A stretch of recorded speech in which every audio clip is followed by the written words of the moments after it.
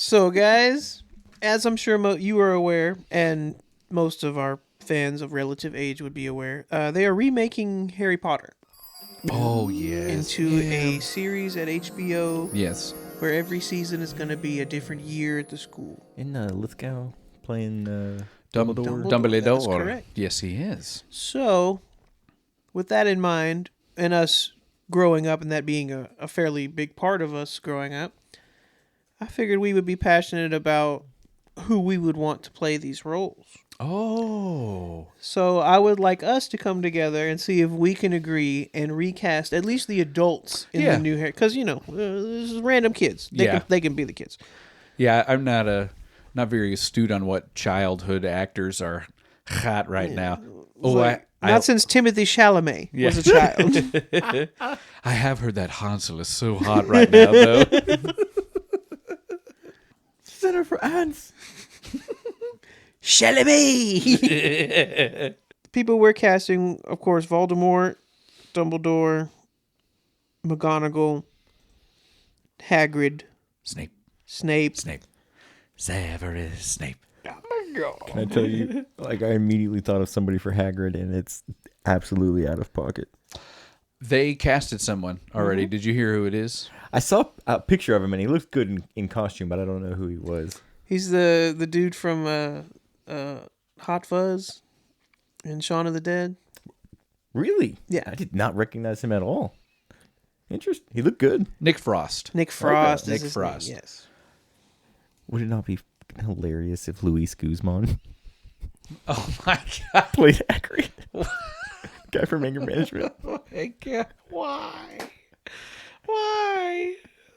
Why would he play Hagrid, though?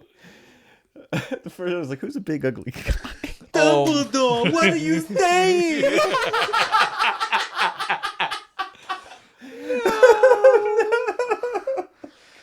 I think Ron Perlman could be a cool Dumbledore. Or no, sorry, not Dumbledore. Yeah. Hagrid, yes. Yeah. Ron Perlman would be a cool Absolutely. Hagrid. That'd be Okay. a great choice. I was thinking the dude from Game of Thrones that played Robert Baratheon. Oh, Fred Flintstone, you mean? Yeah. Yeah, the second Fred John Flintstone. Goodman? Oh, The other second one. Oh, Oh, okay. Yeah, okay, I in got the you. second one, Hold yeah. on, I'll tell you. It was King Robert Baratheon. My God, come on, Google. Mark. Oh my God, how am I supposed to say it? Mark Addy. Mark Addy. Mark For Addy. Hagrid, you're saying? Yes, for Yeah, Hagrid. that's like spot on, Yeah, dude. yeah, he'd be a great That'd Hagrid. I can just perfect. picture. Shouldn't have told you that. You know? Yes. Codswallop. Harry, happy birthday. Hagrid has so many quotable things. It's so good. All right. Who could play Snape? Oh, yeah. Who we doing next? Are we doing Snape next? Yeah, let's do Snape next. Okay. Ray Fiennes. Just let him do it. He was so good. What's this dude's name? Adam Driver is the easy one. Yeah, he is. Christian Bale could do it really well. I bet he could do Snape very well. He could do Dumbledore as well, though. I mean, not Dumbledore. He could do Voldemort as well. His character in that last Thor movie is basically the same thing. Oh, The God Butcher. yeah, Gore the God Butcher. Yes, he was. I heard he was a little disappointed about that role because he's got into the character, and Gore is a deep guy. Like most Marvel movie, they don't get to go deep into each character. Like Ronan has such a huge backstory. I mean, and he's basically Space Punisher, right? yeah, pretty much. What about Tommy Wiseau? Wiseau? How do you say his name? Tommy Wiseau? Yeah, Wiseau from The Room. Oh, no. Play Snape. To play Snape? Who? Sorry, that's just an intentional nuke. Gross, dude. He's got the hair. And that's about it. Oh, hi, Harry. Is Tom Hiddleston too big to play Snape? I mean, Snape's a very important character. They're all very important, but He Snape. can absolutely do Snape. Tom Hiddleston would be good. It's just so already Loki, though. Yeah, he feels like Tom Hiddleston feels like a meatball down the middle. So we can't go wrong. Either Hiddleston or Driver is just like, well, duh. Yeah, I feel Driver feels too boyish. even though he's like already 45. Yeah. I'm okay with either one of those picks, to be honest. Is there a left field pick for Snape? That's what I'm looking for. AI generated Alan Rickman. He doesn't really act anymore, but what's that dude that played Cameron in Ferris Bueller's Day Off? He does Oh act. my He was God. just He in does what's the HBO show? Succession or Alan Ruck. Yeah, Alan Rick. Yeah. is that what it's called? Succession? The show he's in. I think that's right. Yeah, that sounds right. Let me see what he's looking The like. these HBO days. show with Yeah. No, that's Rickman, not Alan. I was like, he looks like he could totally play Snape. Yeah. I'm just trying to picture him with the long hair. He had to shave the goatee. Joe McHale. Joe McHale. Sarcastic ass. Oh, I would hate Snape so much if it was Joel McHale. Terrible. What? Ooh. That's good though. What about Elijah Wood For Severus Snape? For Snape, His left. You said left field. Did he have to be? I mean, he's got to be like twice Elijah Wood's size.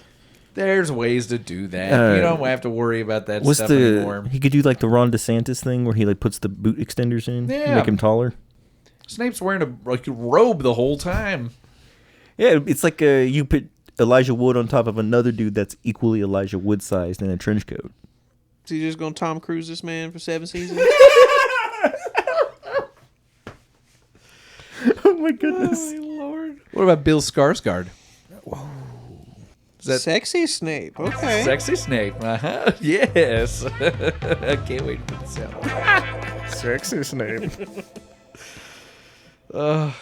Sexy Snape. Yeah. I'm a Snape. I think that's good. Yeah. So obviously we got our two, home run picks for Snape. But our left field one's absolutely for left field. Or who we got next? Let's do Dumbledore. It now. was Let's we do Dumbledore. Yes. Okay. I have. Lithgow's a good. I casting. really, I like that Lithgow was a casting. great cast. That was, I feel like they're gonna do good service to that character with him at the helm. I have a pick that's a little bit of a homer pick, a little Okay. bit of a pull on your heartstrings pick there for Dumbledore. What about Gary Oldman? Ooh, I like that. I had an idea, but I think this guy is too small to play Dumbledore. Jeremy Irons. See, I was thinking Jeremy Irons for Voldemort. Oh wow, He might be too old now for Voldemort. Oh, we can't get on Voldemort yet because that was such a good pick. Oh my God, Jeremy Irons! Holy shit! Oh, okay. Back to Dumbledore. Dumbledore. I really like this guy. I think he could do Jared Harris. He Oh, is. yeah, that's yes. his- He's in the Chernobyl series. He's also in Mad Oh. Men. Oh, that's the original Oh. Dumbledore's son, right? That's Richard Harris' son. Oh my God, it is Richard Harris' son. So he absolutely could play it. That's perfect. I love that guy too. No, he was great Yeah. in Chernobyl. Yeah. He Although was great in Mad Men. He Mad was Men great- is when I first saw him. Oh man, he does good stuff. He was great in the second Sherlock Holmes movie. You want like a Dumbledore that is just gonna fucking melt everybody's heart. Stephen Fry. I thought you were gonna say Morgan Freeman.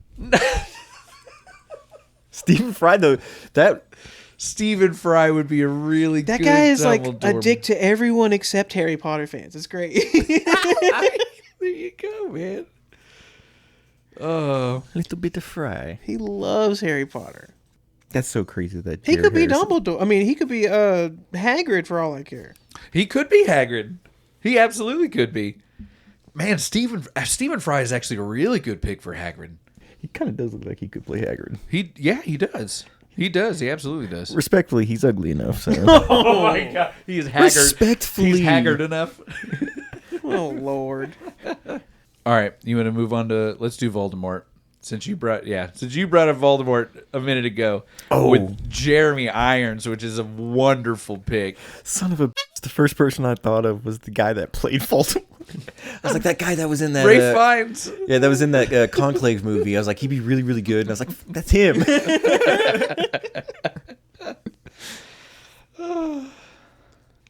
I think Timothy Chalamet plays young Voldemort in Ooh, yes, as in the scenes Tom Riddle. Yes, as Tom Riddle. Yeah. Yeah, in the Chamber of Secrets.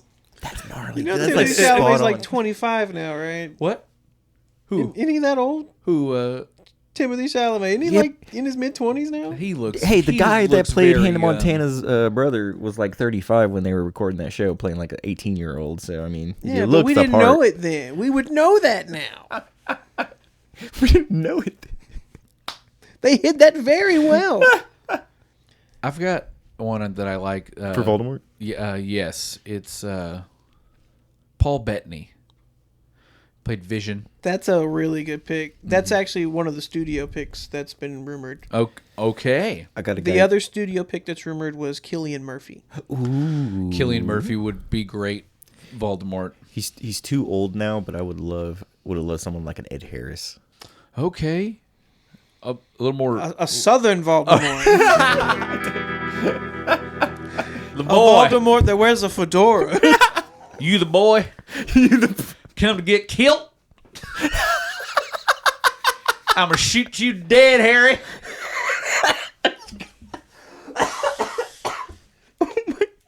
I reckon I put that name in that goblet of fire.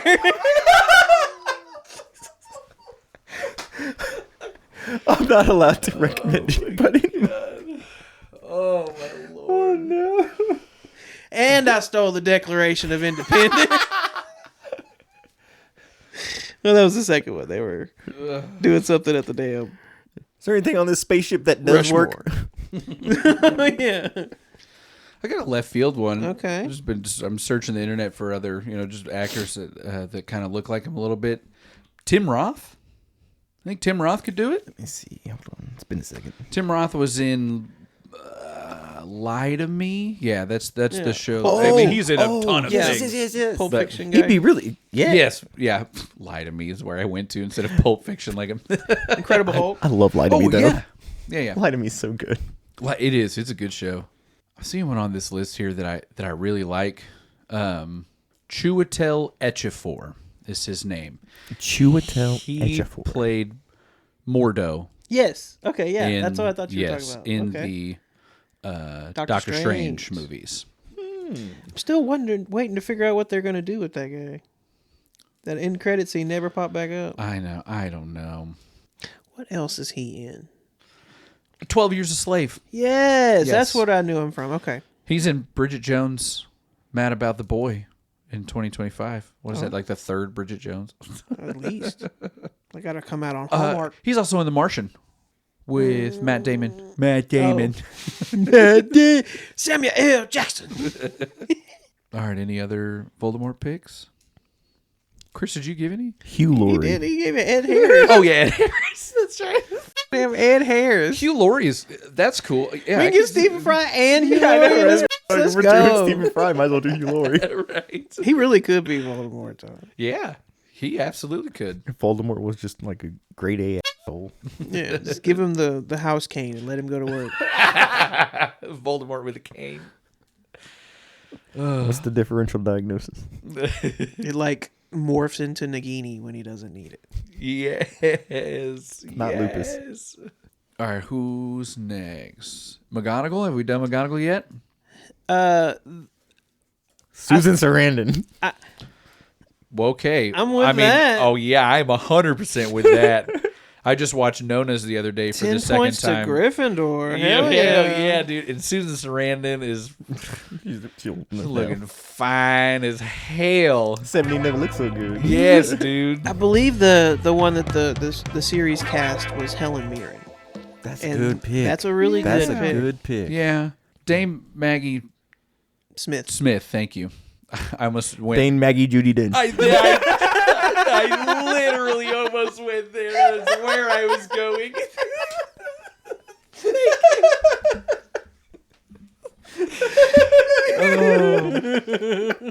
Dame Maggie Smith was obviously much older in the role, and I don't know if I mean I'd like to see a slightly younger person in the role, but I can see them doing a traditional, much older grandmotherly figure.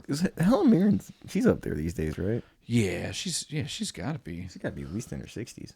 80. God. She'll turn 81 this year in July. Let's make Jane Fonda do it. Helen Mirren is. You said that's who they cast, or that's the rumor? I believe that's been confirmed. Oh, okay. I could be mistaken on that. Can we See, bring after the Cloris Sarandon Leachman pick, back? I want to cast a hot McGonagall too. Hot Gonigal. How about Laura Dern? That's a handsome woman. Good God, Chris. Laura Dern. I like Laura Dern as She the does pick. have a Big Bird thing. Jesus. Laura Dern so far is my first pick. But like a fuckable Big Bird.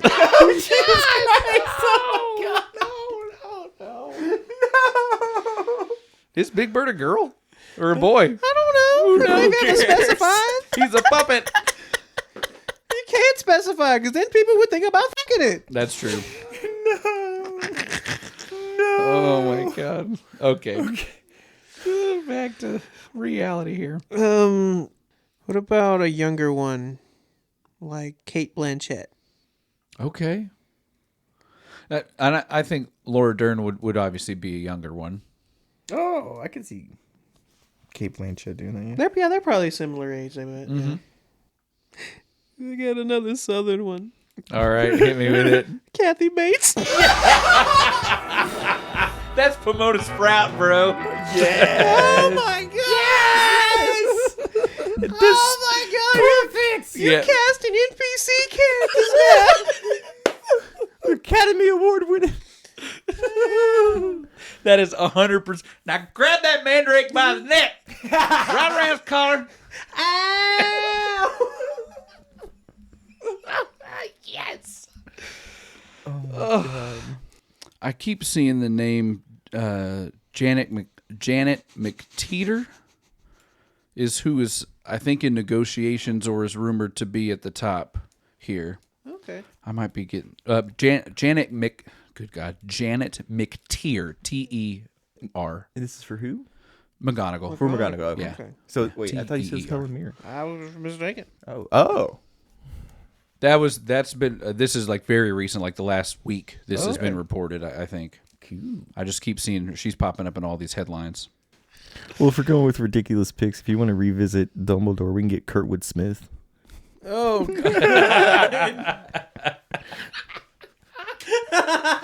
Kick your ass, Harry. Oh my gosh! All right, do we have any more adults to cast? Main adults? I mean, you guys want to look at Sirius Black? Yeah. Yeah, can. yeah. We'll Keanu we'll end Reeves. with. Hey, You're redeeming yourself, Yeah. my boy.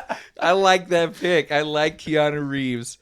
It's like too easy though. He's I don't know. I don't think it's that easy. That's who was it? Gary Oldman. Gary Oldman. I mean, Definitely not Gary Coleman, buddy. That'd be great.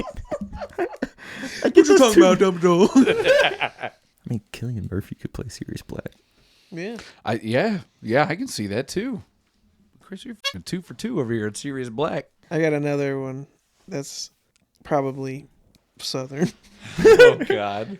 What about McConaughey? Oh my If Lord. he could not sound like Matthew McConaughey, They can't. Well, that's not gonna happen. No, there's no way. can Tommy Lee Jones play Voldemort? No. This is my nose.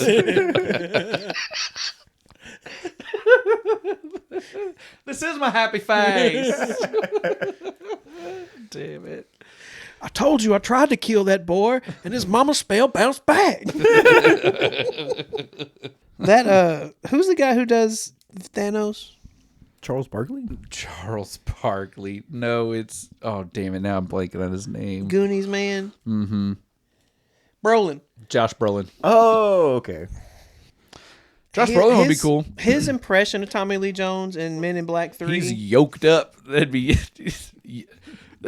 very staunch Sirius Black. Sirius Black would be kicking ass. You know what I'm talking about? Yeah. No, yeah. His impression of Tommy Lee Jones in that movie is It's very so good. freaking spot on. It's very good. This is taking forever. I could see Adam Driver doing it. Oh, see, there we go. All right, we can cast both of them. Yeah. Whoever doesn't get Snape gets Sirius Black. Yeah, there you Really? go. For real. James McAvoy for Sirius Black. That's a really good pick, man. I like James McAvoy. That's a nice one. I'm sold on that one. All right. Yeah, okay. Robbie for the win. Any others for Sirius Black? Nope. McAvoy for the win, Yeah, dude. that was All a right. good one. All right, cool. Yeah, that's nail on the head right there. What's Michael Caine doing? Michael Caine. Being 90. Michael Caine could be a cool Dumbledore. It's just like a decade ago. Yeah. 2 decades ago. Too old. Because some people, Harry, just want to watch the world burn.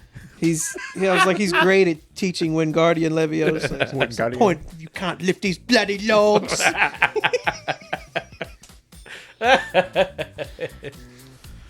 Maybe being the chosen one means something a little bit more. That's really too good Michael Caine, man. Like,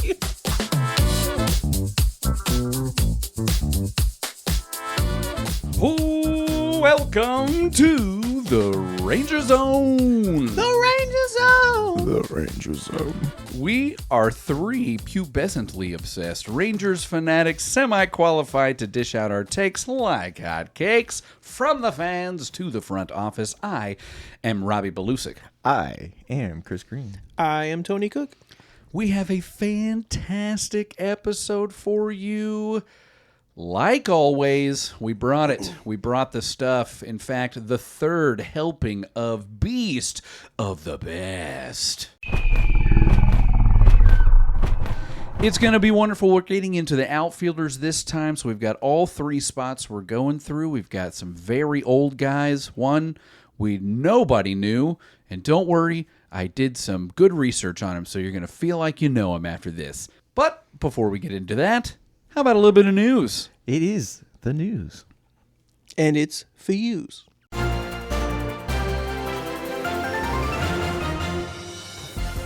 First up here in the news, Josh Sborz tops out at 94.5 miles an hour in a spring training game against the San Diego Padres, and this is good for us, good for Josh, good for this family.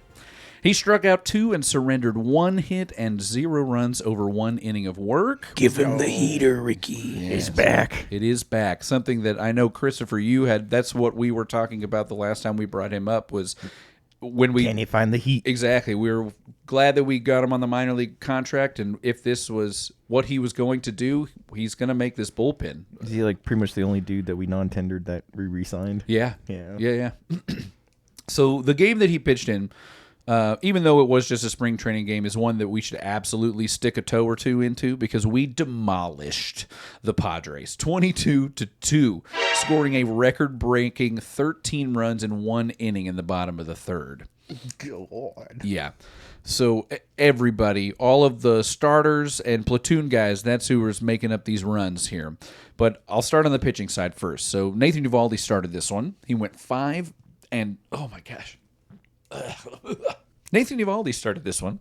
He went 5 2/3, giving up 2 runs on 6 hits and striking out 5. So he gave up the only runs in the game is only 2 runs. Bro was ready to go for opening day. Yes.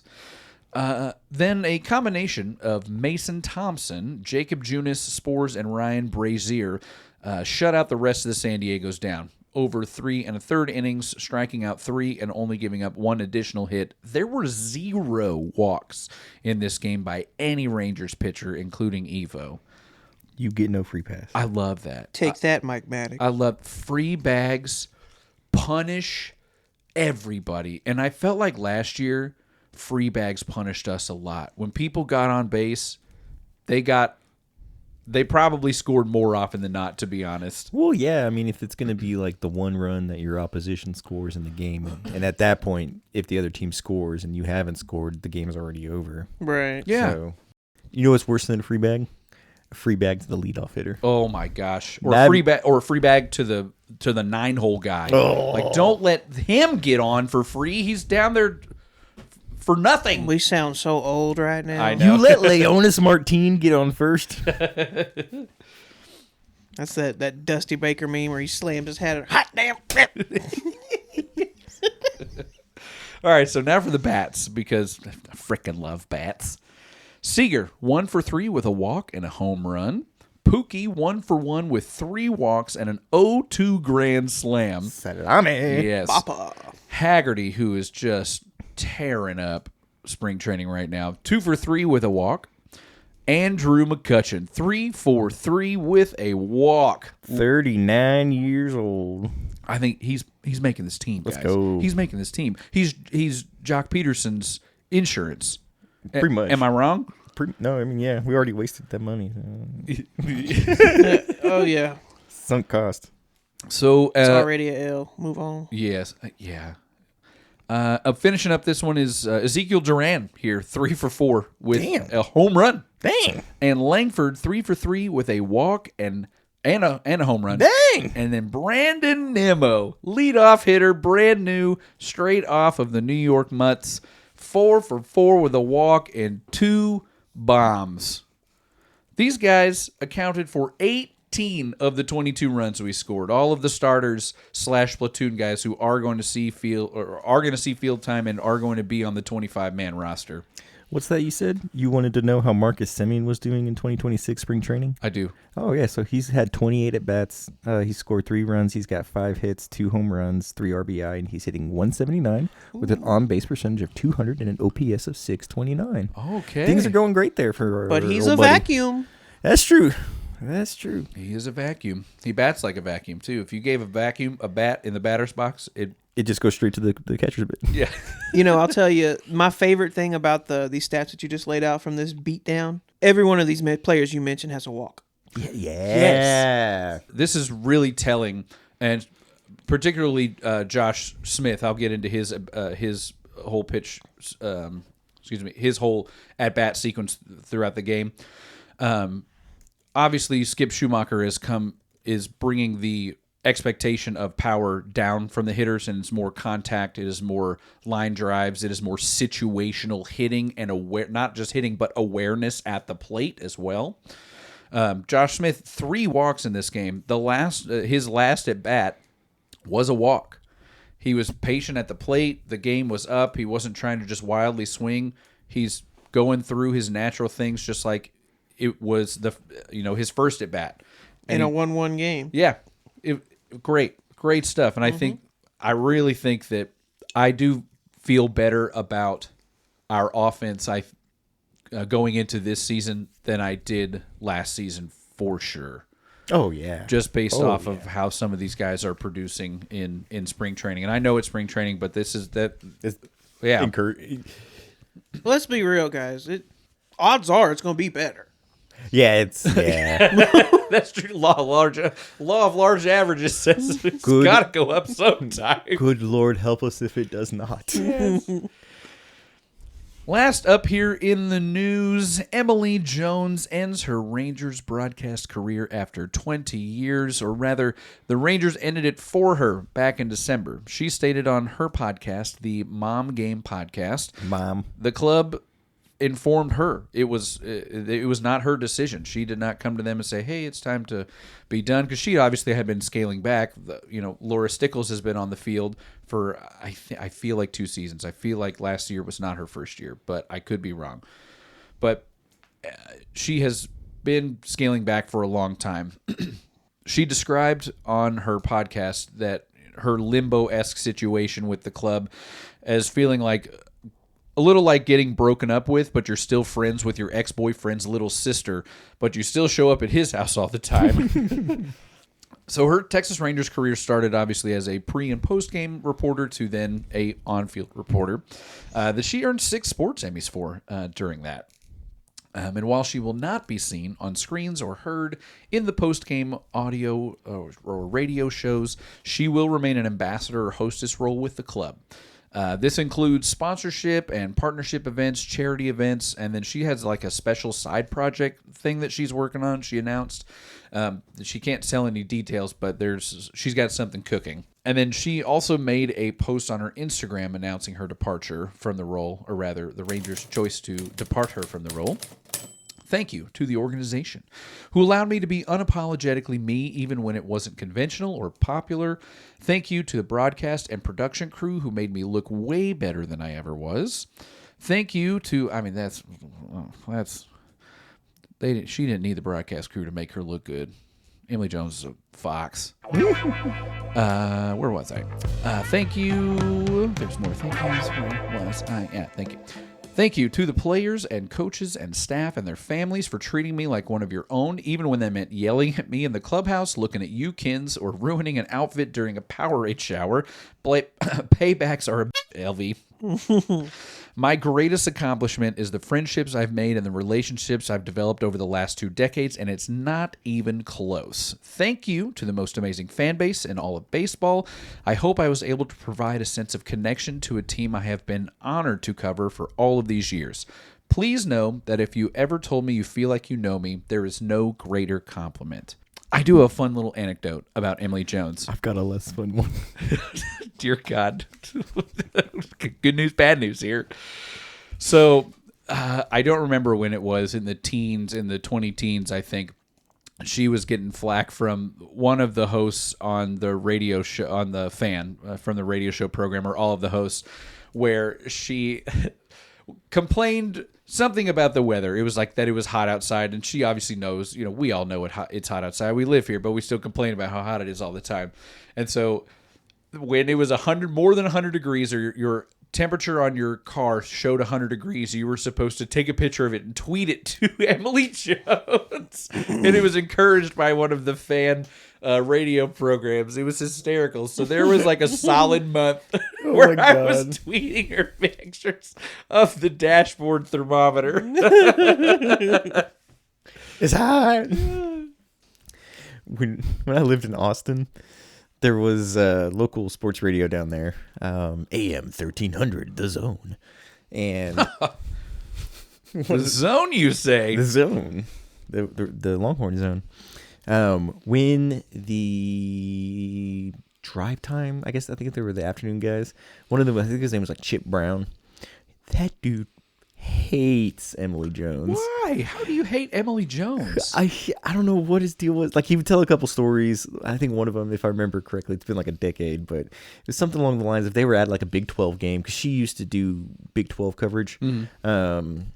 And they were like, it was something about sideline field access, and Chip was like trying to bend the rules a little bit to like get better access to the players or something like that, and she was just basically narking on him, just saying like, that's against the rules, you can't do that, and he was just basically calling her Good for her. No, he went on like she should have done that. What a piece of he went on like a straight 10-minute rant about Emily Jones though, and how much he can't stand her. So everybody at Chip Brown, that's alpha male bullshit. Get him. She didn't let me get away with pretty much. It's her. Yeah, come on, bro. Come on, dude. I don't want anyone to like think too much into like the Rangers asking her to leave the broadcast team, because what I feel like it was is she obviously has been scaling back. She has close personal ties all throughout this organization, not just the players, and she goes on to thank the family. She's probably ingrained in a lot of these families' lives and stuff. I guarantee she's been to about 1 billion barbecues. What I think it was is that she could not, in the back of her mind, let go of this position fully without the push, and the Rangers are giving her the push, which is why they offered her that role of ambassador hostess, because they still want her around in the organization, and probably said, and you can do whatever the hell you want, which is why she's working on this like side project that she is clearly very excited about, the way she was talking about it. I'll put both her Instagram post and the post from the podcast in the show notes. She's gonna be hosting all those Rangers ex-players luncheons that they host. Yeah, that they play during Rangers rain delay. Yeah, she'll probably be emceeing all of the. She probably already does this, to be honest. I don't know, because I'm not rich enough to do it. But all of the charity events that they do, like the $1,000 a plate. Yeah, it's ridiculous. But yeah, she'll probably be doing all of that if she's not already. Good for you, Emily Jones. I'm happy you're sticking around with the Texas Rangers. Enjoy your retirement. Yes, well deserved. Gentlemen, I have breaking news. The Rangers have traded for Bryce Harper. No, just coming across the wire here. Announced at 12:47 our time, so just 40 minutes ago for us. This will not be breaking news, depending on when this comes out. Veteran right-hander Nathan Eovaldi, who had off-season surgery for a sports hernia after posting a career-best 1.73 ERA in 22 starts, will be the opening day starter for the Tejas Rangeros for the third consecutive season. Look out. Kevin Millwood? Kevin Millwood. Thank you. And that's all for the news. Pull up a chair, put a napkin in your bib. It's meat and potatoes time here for Beast of the Best Part 3 Outfield Edition. Just another vacation far away. There's a ramekin. You knocked it over. That's what he says. Like I said, Outfield Edition. Guys, we have lots of outfielders to get through. You would think 3 outfielders for each outfield spot. And you would be wrong because some of these guys doubled up in WAR in multiple outfield spots. So why we won't list the same player at the same position twice? If you do it at multiple positions, you do get to get listed twice. That's true. That is true. And we thank Christopher Green for putting the WAR document together. Absolutely, buddy. He just did the work. Dig through 50 years of the outfield play by the Texas Rangers. Yeah. It was a lot more fun when it was the infield. Yeah, we probably should have done the outfielders first. Like, I don't know. If you'd asked me, I would have thought, yeah, we've got a pretty prestigious history of outfielders in our franchise. No. No. We'll kick it off in right field here, which I believe the first one is Christopher. This goes to you. So who has the third best right field My season? God, how do we...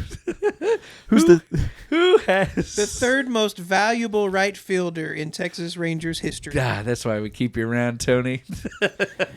So, seeing as we were just talking about how we have, not quite the most prestigious history of outfielders, number 3 for your right fielders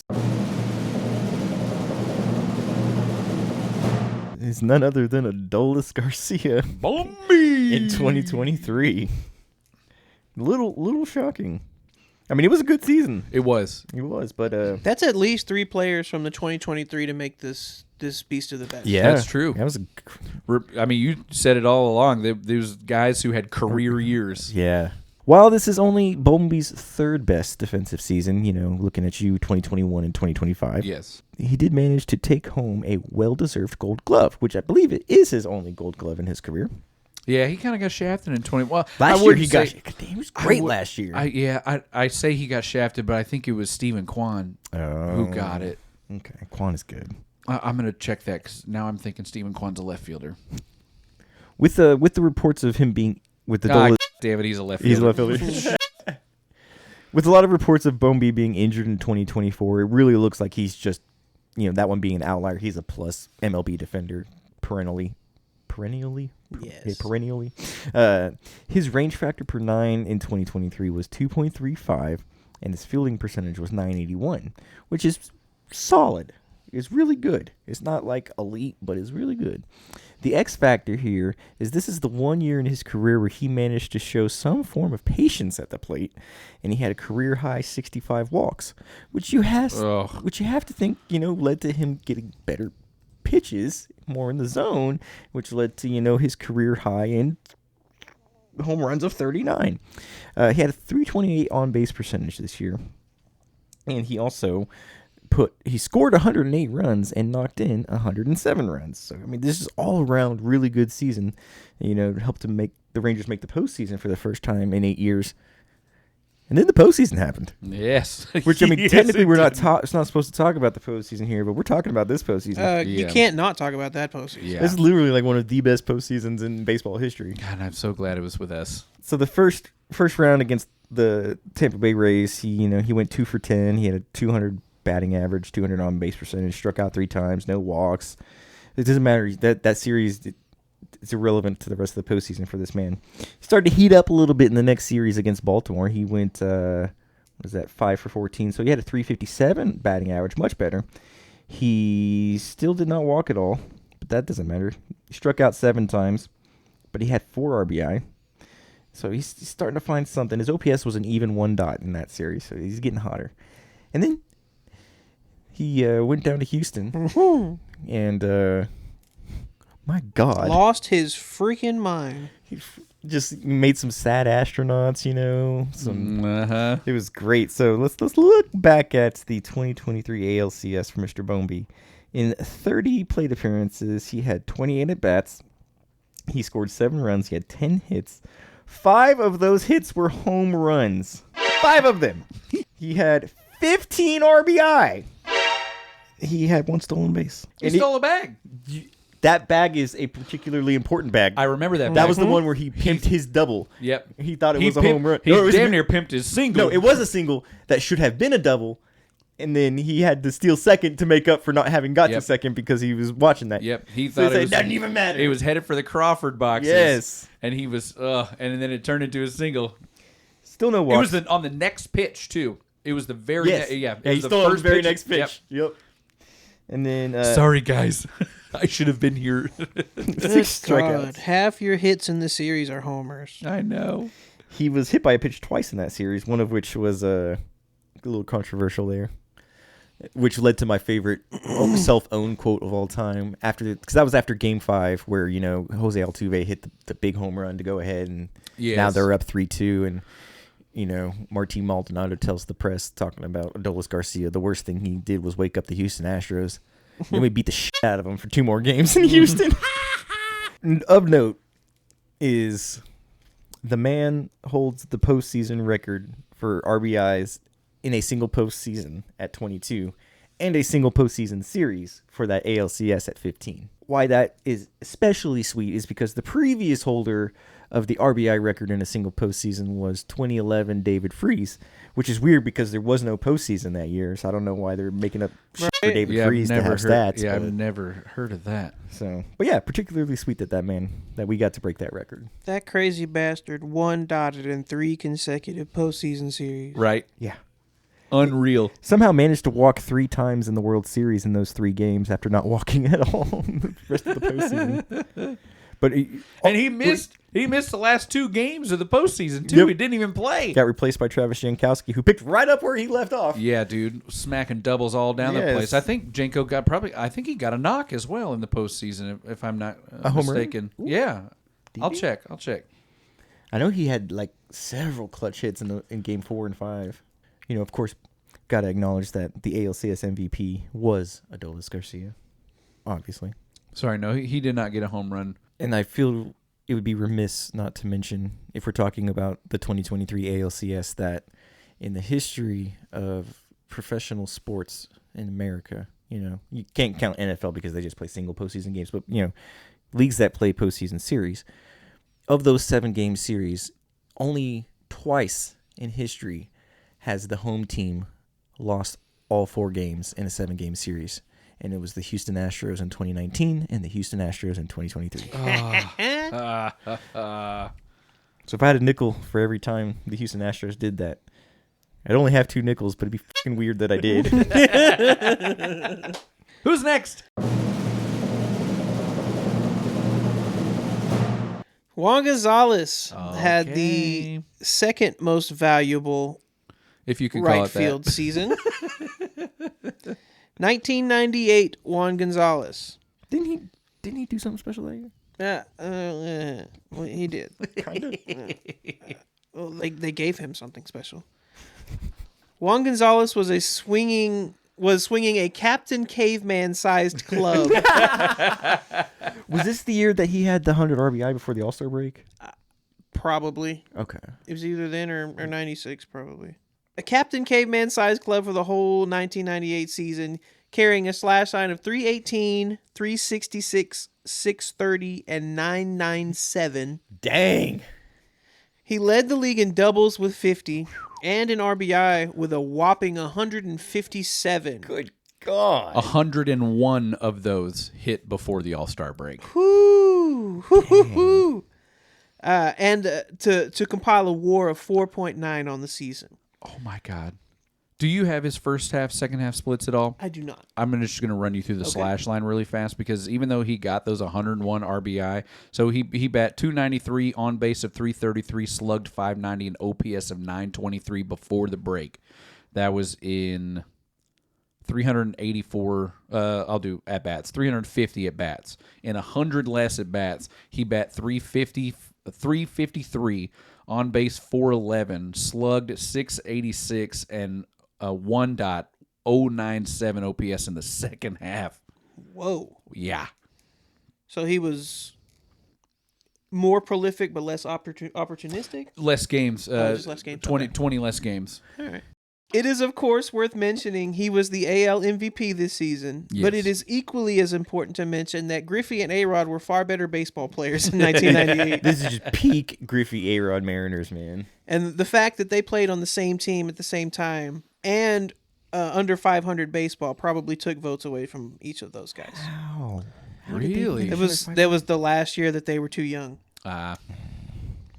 Among position players to receive MVP votes this season, you have to rattle off 10 names before you find one who doesn't have a WAR higher than Juan Gonzalez. Oh, what? What? How did that happen? They looked at his RBIs and said, "Give him the award, man." 14 if you include the pitchers. Ugh. Oh my gosh.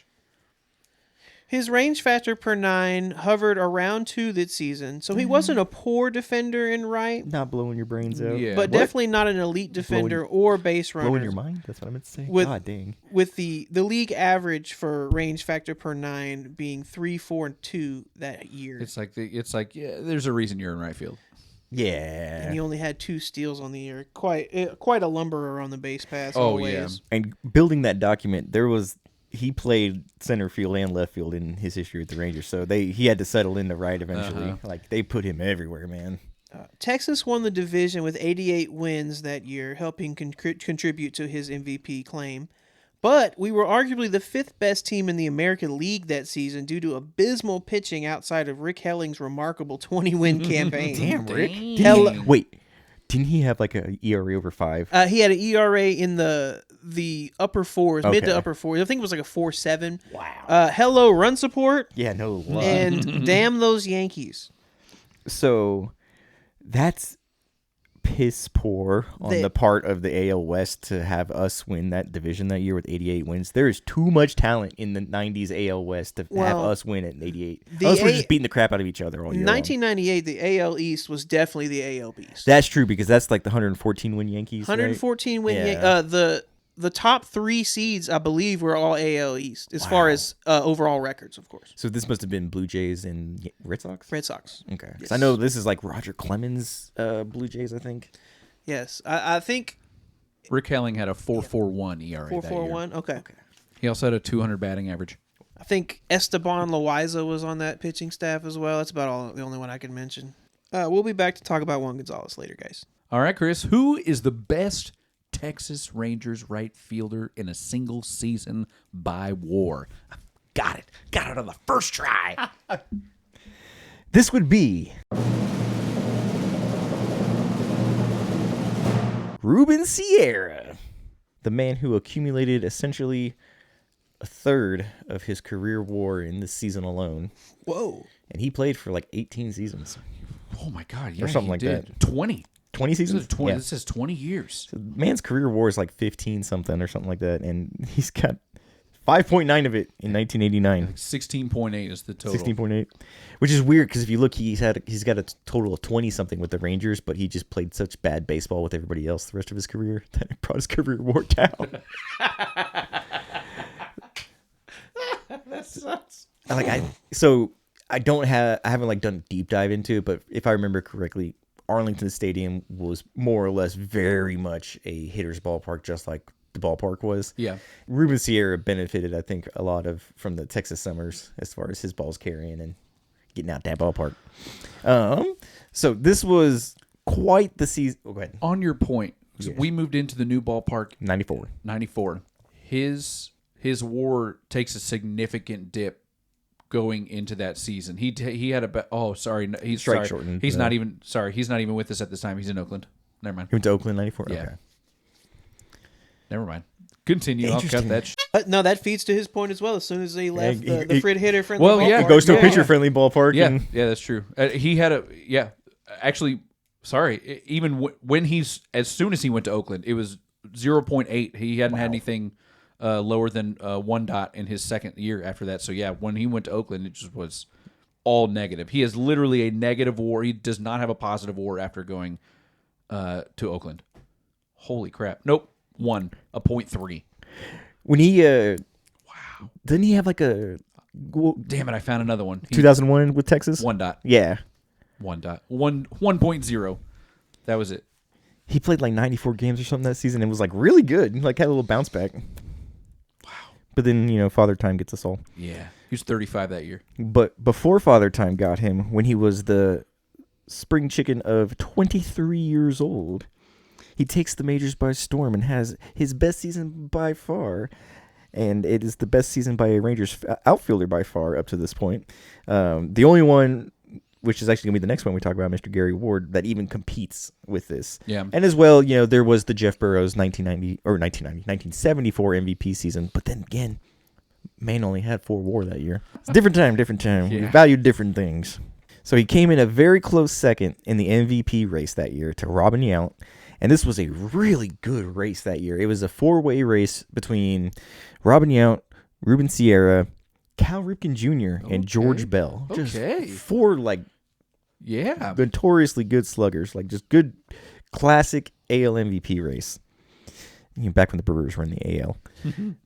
But so how did he do this? Well, firstly, he threw amazing defense. He had a notorious cannon of an arm, but it was mainly his bat, however, that led the league in both RBI and slugging percentage as a 23-year-old. 543 slugging. Yes. Holy crap. To go along with those, he scored 101 runs and tallied 194 hits, which is 10 more than Bobby Witt, who led the league last year, had. And he whopped 29 home runs and hit 306. I mean, all around. And his OPS that year was 889, and he had OPS plus of 146, so essentially 50% better than the league average. Yeah. So, I mean, bro just came out to ball He in did it. 1989. I bet he did it with steroids. Yeah, it was the Rangers. I don't know if... So, the Rangers, by all accounts, it's when Canseco got here that it started, and that was 94. Okay, well, So, I mean, he's not sorry, 93. he's not a bad player. He's perfectly fine up until, like I said, 92 is when he moved to Oakland. He had a 2.4 WAR with us and a 0.8 WAR with them in that split season. And everything after that is bad. I wonder if Like, bro had injuries, maybe. maybe because he sported a 5.1 WAR in 91 and then a 3.2 in 92. This dude's not bad. He came out the gates running. What happened? Moving him happened, I guess. I don't know. But he stayed. The other part is like, if you told me that a guy has got a third of his career WAR by age 23, I'd have told you he was out of the league by 30. But the man played till he was 40. He just kept hanging around. I don't know. crazy. He must have been DHing a lot. Oh, he was at the end, it looks like. But Yeah. That's nuts. he's a very interesting Ranger to look back on because he's up there on our all-time great franchise. Yeah. I'd say he's in the top 20 for sure. Yeah. Yeah. Maybe not top 10 anymore, No. but he's probably in that top 20. I agree. I agree with that. Well, hell yeah. Our best right fielder, guys. We will take you one spot to the left into center field now. To the left, to the left. Yes, everything you own in a Ziploc to the left. And I've got the first one here for you, boys. This is Gary Ward in his 1984 4.6 WAR season. You all remember Gary Ward fondly, correct? I was just thinking about him the other day. Right. I was so young then. So who is Gary for the uninitiated? Who is Gary Ward? He is a 12-year MLB veteran who started in 1979 with the Minnesota Twins and ended his career in 1990 with the Detroit Tigers. With a few years of Yankees ball and, of course, the Texas Rangers ball in between. We played for the Rangers from 84 to 86, so just those 3 seasons. The 6'2 Los Angeles native logged a 17.7 career WAR with 1,236 hits, 130 home runs, a career slash line of 276, 328, 425, and 753. A very respectable career. Is this his best career season? I will get to some of that. But we obviously just want to know about his age 30, 1984 4.6 WAR season with the Rangers. So, fun note, this 84 season was sandwiched between a 5.1 WAR his last year with Minnesota and a 4.2 WAR his second season with Texas. Nice little prime. His highest season WARs by far. Those 3-year that 3-year span. But back to 84. Oh, sorry. Coincidentally, those 2 sandwich years were his only All-Star appearances. Okay. Yeah. Back to 84, where he slashed 284, 343, 447, and 790. The slug and OPS good for 3rd best in his career.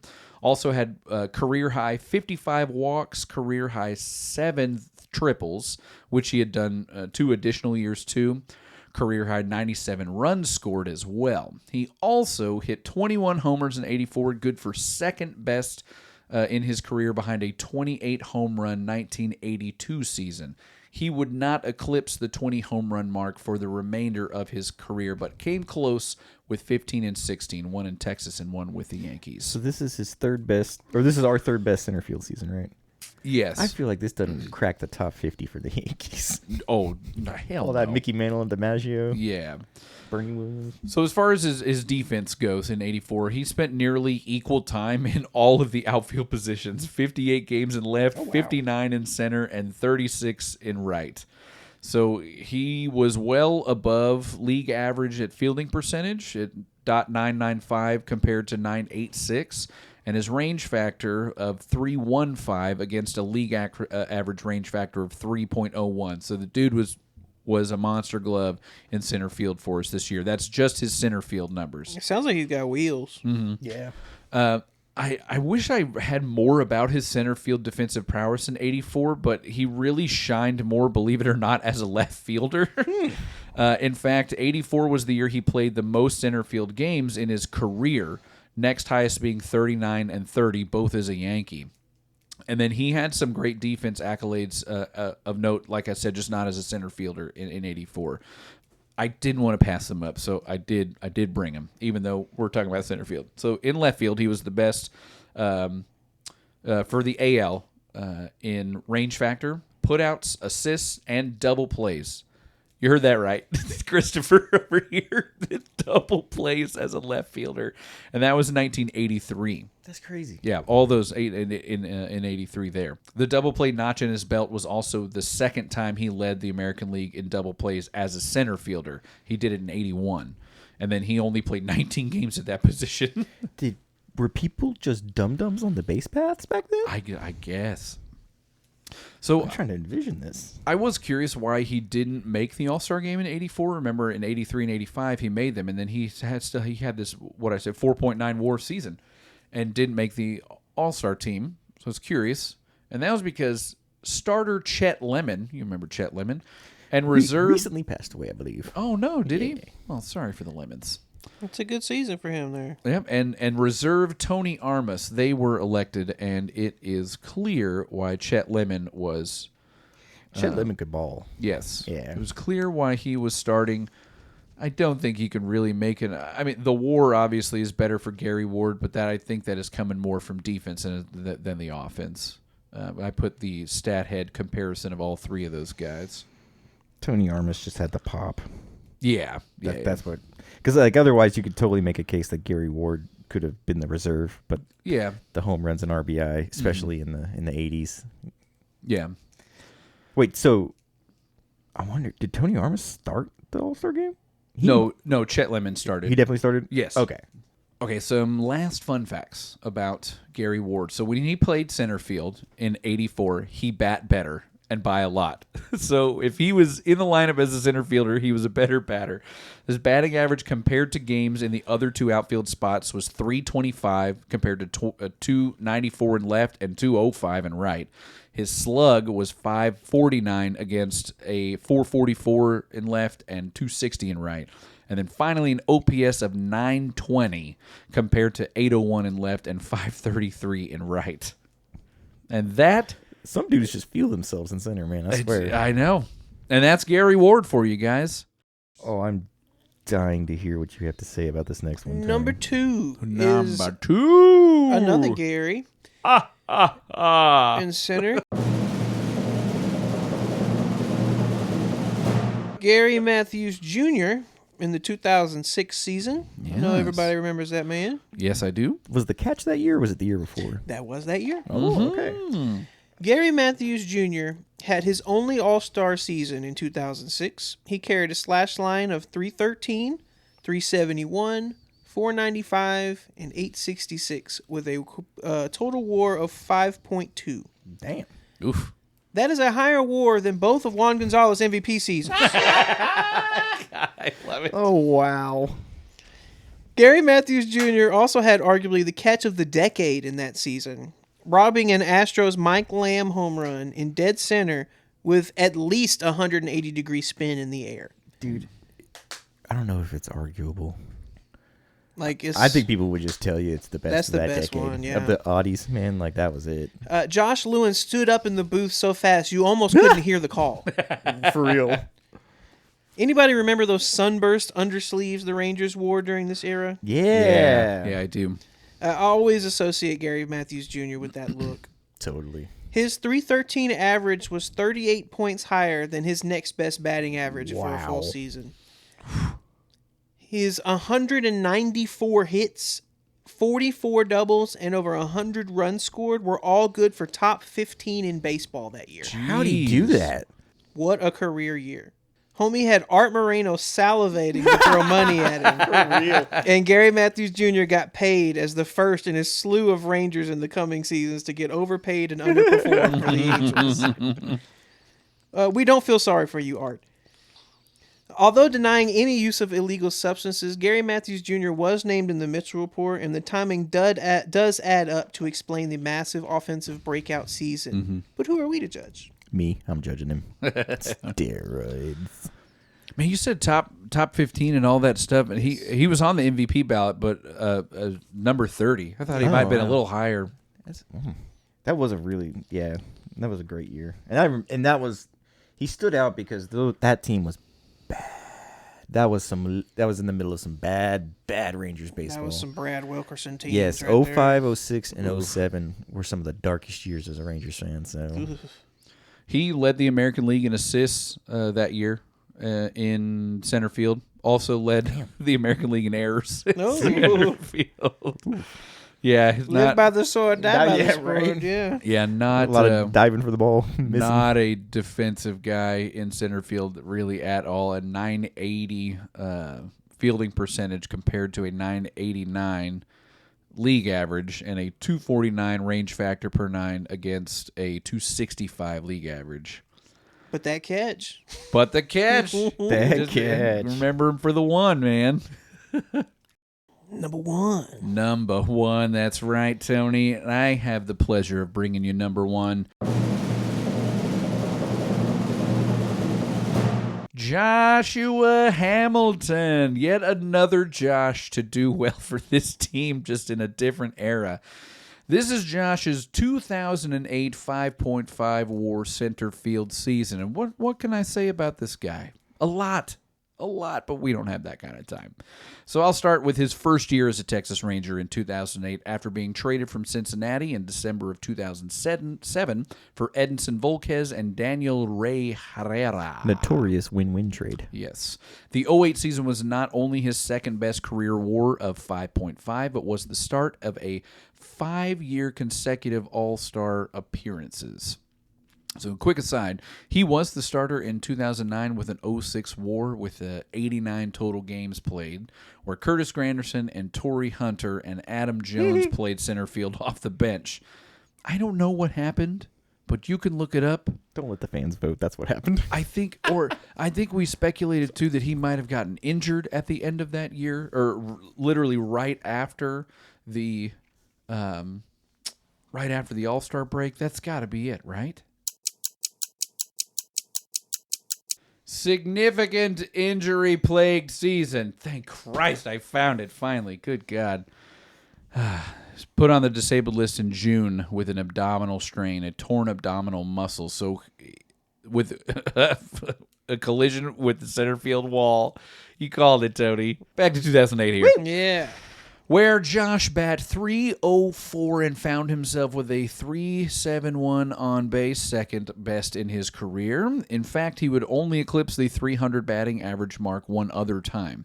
Hambone had career highs. Yeah, yes, I will. He had career highs in hits with 190, triples with 5, stolen bases with 9, walks with 64, and hit by pitches with 7.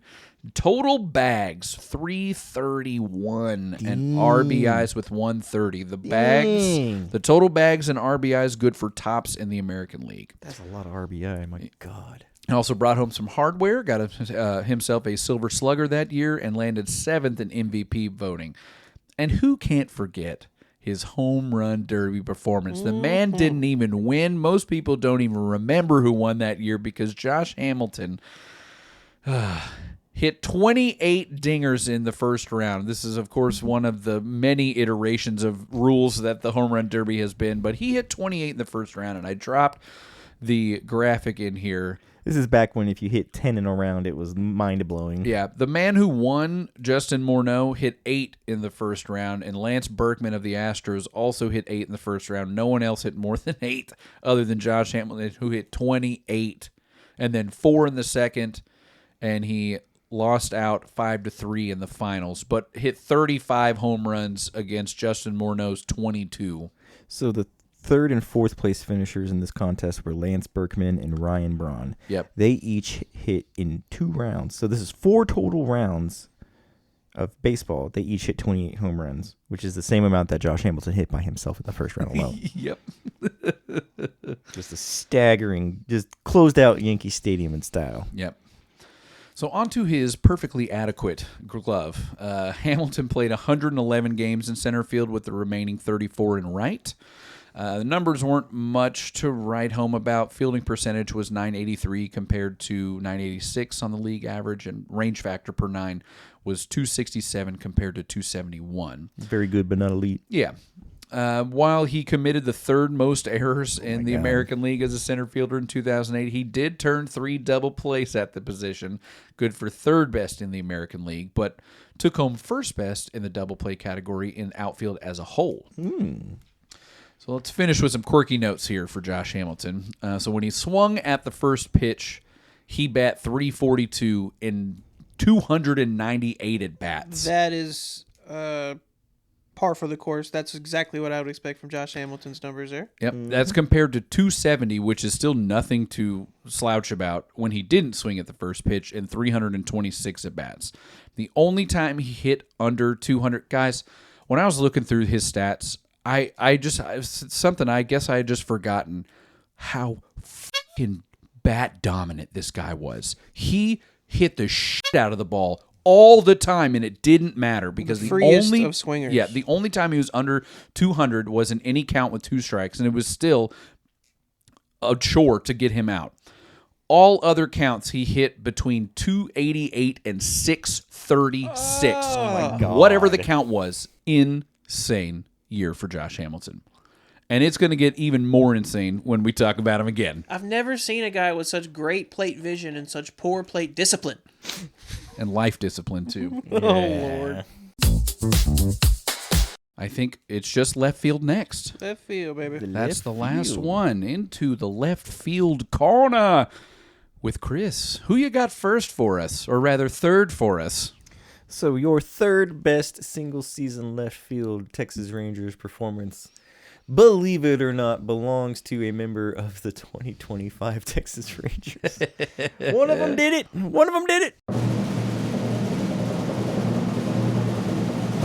And it was Wyatt.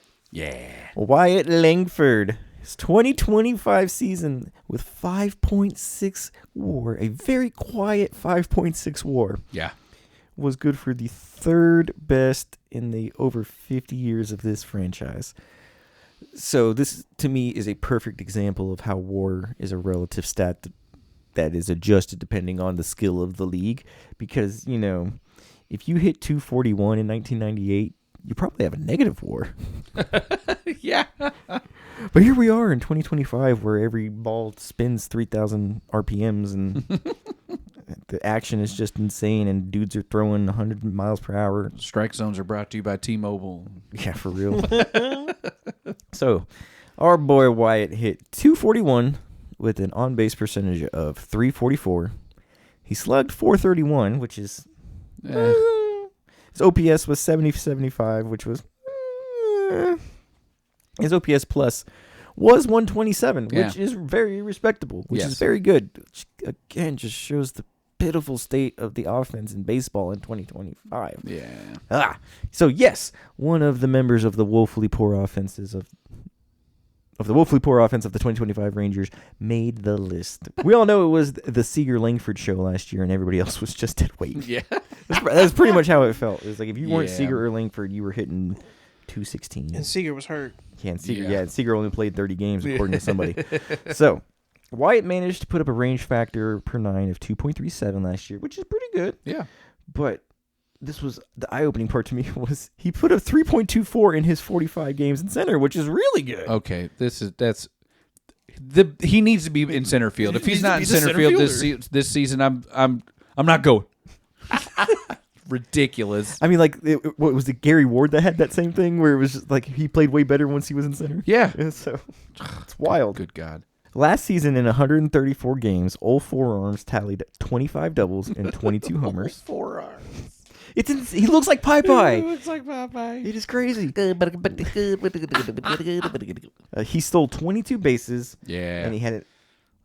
And while he had an OPS of 775, that's not earth-shattering. It's just showing how good the pitching is this day. He's also a very solid walk-to-strikeout ratio for a batter of today's game and somebody who's got the offense carrying. 74 walks to 151 strikeouts. I will gladly take that from him for the rest of his career if you would like. Oh, yeah. So, I mean, and if he's just going to look to improve on that, better.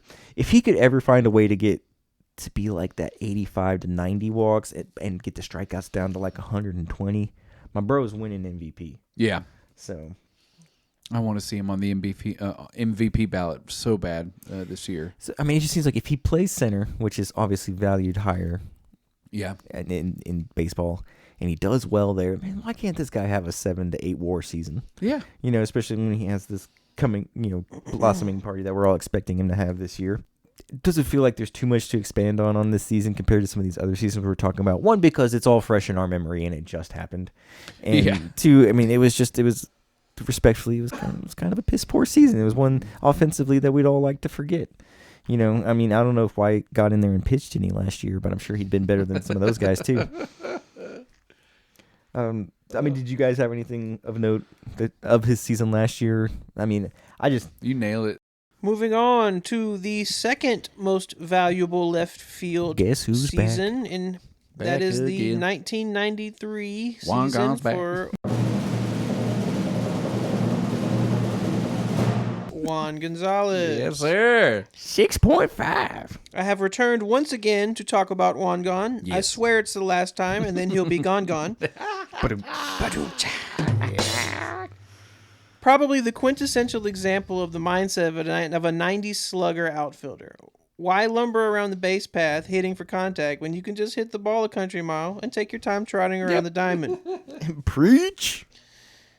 1993 was Juan Gon's most valuable season with a 6.5 WAR, slashing 310, 368, 632, and an even one dot on the season. That's aesthetically pleasing. Yeah, it is.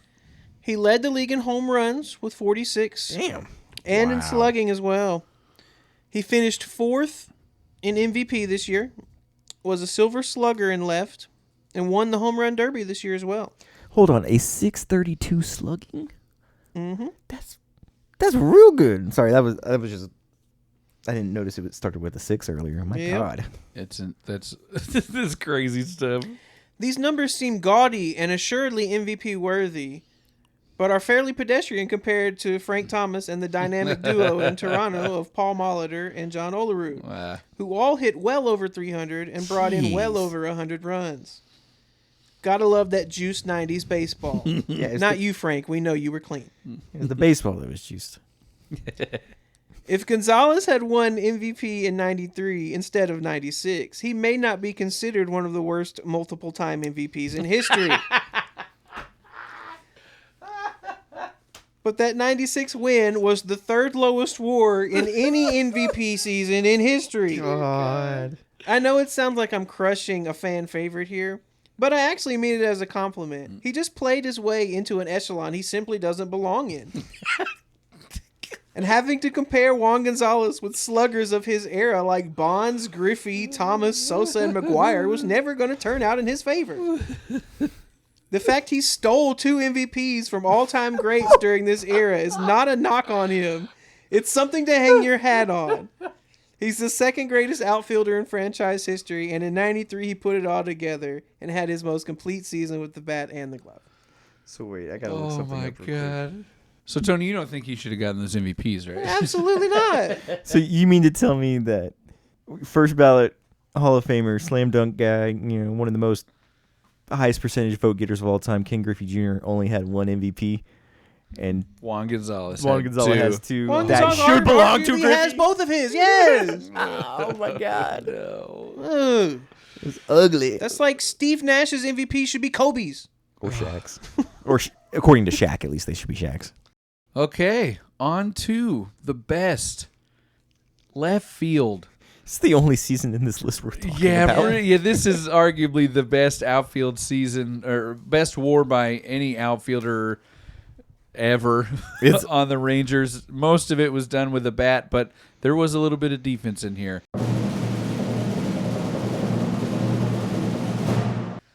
I'm back, which is the first thing Josh Hamilton would say when he walked through the doors at Sherlock's. Oh my God. And I'm back, me, Robbie Palusik. Oh my God. With Josh Hamilton's best baseball showing of his career. Good enough for the highest single-season WAR of any Texas Rangers outfielder. Good enough for his second Silver Slugger, third All-Star appearance, and last AL MVP candidate for the Texas Rangers. Sorry, last AL MVP winner for the Texas Rangers. Where to start? How about his slash line? 359 batting average, 411 on base, 633 slug, and 1.044 OPS. All of them career highs. I'm obliged to point out that no major leaguer has hit 359 since. Really? Not Texas Ranger. Any baseball player has yet to hit 359 since Hambone did it in 2010. His batting average and slugging and OPS and that 8.7 WAR led the entire major league. Handily.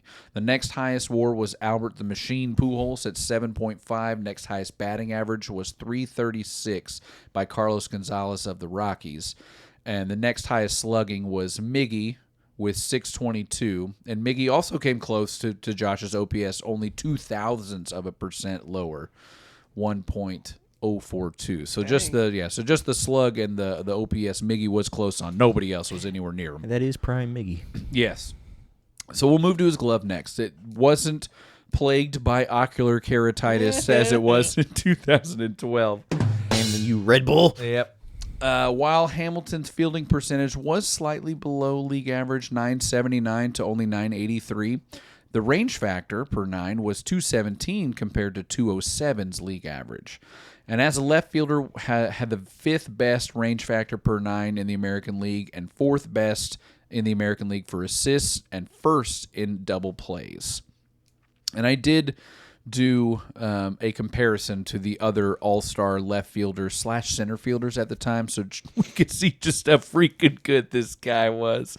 You had Carl Crawford was in there, Torrey Hunter, Vernon Wells. These were all the all-stars at the time for left field and center field. And then there's Josh Hamilton mashing, just straight mashing. It's the last gasp of Carl Crawford's career right here. Mm-hmm.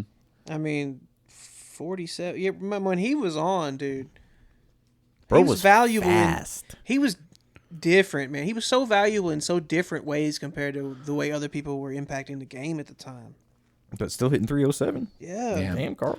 Vernon Wells is really, I feel like, the only one that's given Josh kind of a run here, and he played 24 more games than him that season. He played 157 to Josh's 133. So Yeah, him, Josh has got, what is it, like 80 at-bats less than the rest of these guys? he got hurt at the end of August, and I'd be willing to put money. I don't remember for sure, but I think he ran into an outfield wall again. That's who we're talking about here. So he missed the most of September, and I think he came back like either the last week or even like the last weekend of the regular season. The reason I know this and remember this is because going into that time at the very end of the season when he came back, he was hitting 361. Good Lord. Yeah, so he was even on pace then to have an even better batting average, but it dipped a little bit right when he came back there. But yeah, handily won AL MVP. Basically did what Seager tried to do in 2023, minus, Shohei Ohtani. And that almost concludes our Beast of the Best segments. We will bring you pitchers and catchers and a DH next time. Designated hitoirs. And that will be the remaining 25% of the Beast of the Best.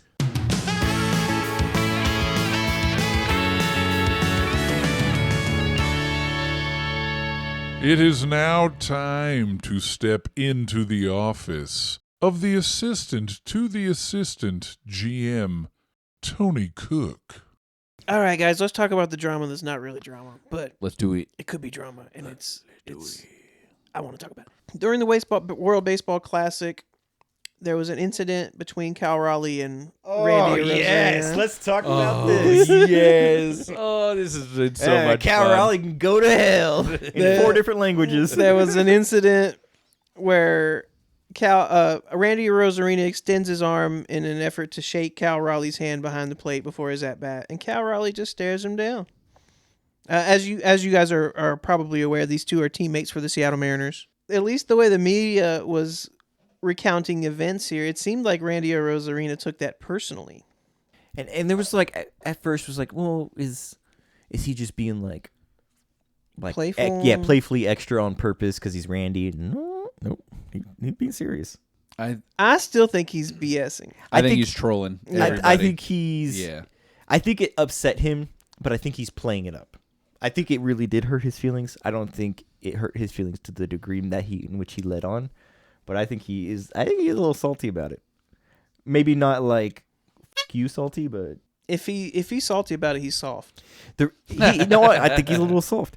The one reason why I think it is real is because there was that whole thing. So Alec Thomas, of the ball gets by him to the 413 sign. Serpientes. But Alec Thomas was on Team Mexico, and he had like an Instagram story or a little tweet or something that was the picture, of Randy extending his hand to Cal Raleigh and, Raleigh just sitting there. Mm-hmm. And it had the caption on it, like Nike style, like a Nike ad, and it said, "Take things personally." So I'm like, I don't know, man. It seemed like Team Mexico was talking about that in the locker room.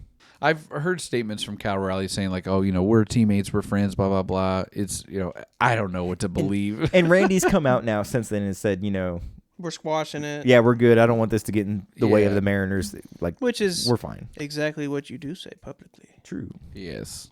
Yeah, that's very Which is true. weird to me because this is literally the first instance I've heard of Cal Raleigh being a bad teammate. Yeah. Everything up to this point I've heard of is him being a good wonder- I think it's he that was him being a good teammate. Randy Arozarena wasn't his teammate in that moment. That's true. That's true. I wonder if Cal Raleigh was doing it as a joke, as a troll, and didn't mean it to go, and thought that Randy, being Randy's friend and teammate, would know that he was maybe joking, and then in the moment, Randy didn't get it. And so now they're... I could also I could see Randy, if Randy was being serious about it, going into it, like not like a joking shake hand, but really like, "Hey, what's up, man?" And him just kind of not doing that, you're kind of getting shown up on the international stage. Yeah. And so that can kind of hurt your pride a little bit too. So here's where I come from with the whole, if you're taking this personally, you're soft. Oh, he's soft. So it reminded me a little bit of, I believe it was during the Olympics, the last Summer Olympics, several Summer Olympics ago. The breakdancing ray gun lady? way before that. Oh, okay. So Team USA basketball was playing Spain, Oh, I know where this is going. and it was like the first play of the game. Literally, yes. And Kobe Bryant put his shoulder into Pau Gasol's chest and put him on the floor. And the only person in the arena that was not surprised by that was Pau Gasol. Pau Gasol. Everybody else was shocked. And Pau Gasol played it like a professional. Understood that we are not teammates in this moment. Kobe, Who knows Kobe better than Pau Gasol? Kobe trash talked Pau Gasol while he was on the ground in Spanish in that moment. Oh my God. Damn. And then after the game, they go back to winning championships. That's just what champions do. Yeah, that's one of those, like, Pau Gasol knew exactly what it was, where it was coming from, why he did it, and did not take it personally for those reasons. So if you get mad about that, you soft, bro. Thank you, dear listener, for playing along on another episode of The Ranger Zone. It always means a great deal that you take the time to spend the time with us. The full hour of podcasts we scrapped because I made an oopsie. As always, you can keep up with us trying to keep up with social media on Instagram, Twitter, and YouTube at Ranger Zone Pod. We are at Ranger Zone Pod, and we're worth a follow for the nonsense alone. And, of course, you can listen to us just about anywhere you get your podcasts. Thank you again. This has been the Ranger Zone, and I have been Robbie Belusic. I have been Chris Green. I have been Tony Cook. And that's the way the baseball goes.